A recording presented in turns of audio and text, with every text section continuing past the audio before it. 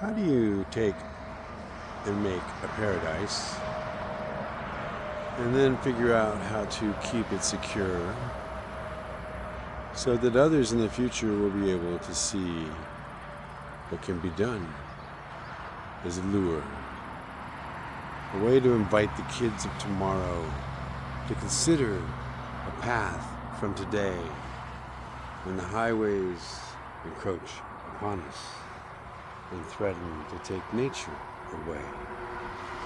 What do we do to stop the trucks, to stop the progress? It seems to suck. For all the mosquitoes and all of the critters and all the bugs and all the birds and all the frogs and all the turtles and all the fish and all the things that live off this, the bugs, the trees, the water, the flowers, the plants, the animals, the critters. Where do they go? Where do they go? I want to know. I want to know. I don't have any answers. But this is what I did. I dug some holes.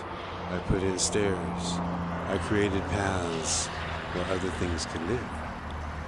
Why can't we do this to places, they say, are too polluted to turn this way? Instead, they cover them with parking lots, put buildings on them, and other things. Please consider, if you will, taking a piece of land like this, where no water stood, let alone still, and being able to turn it back into forests where things can live, birds and bugs and critters. This one now has otters, beavers, fish, turtles, birds, bugs, berries, possum, skunks, fox. It goes on and on. Raccoons. Yes, everything. It became a habitat. I want to save it. I want that. But to do that, I've got to go ahead and win a battle. And the battle begins at home. This was my home. Now I am in battle. I shall win. I do believe this. Not me personally, but the planet. For this is an example. I spent 20 years to create, to leave behind, to prove it could be done on the side of a highway, next to a river, where nobody cared.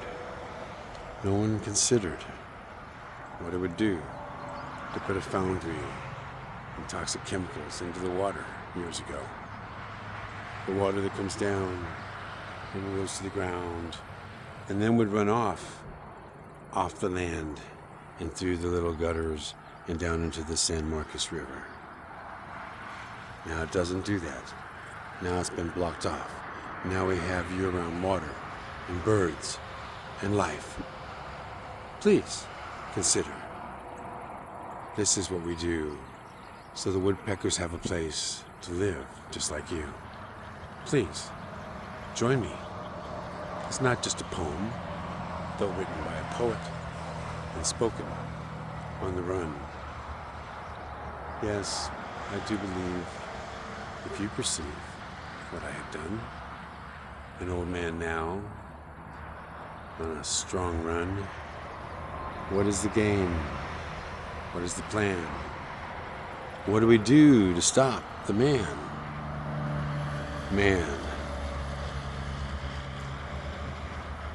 Before long, if they get their way, this will be a parking lot. What more do I have to say?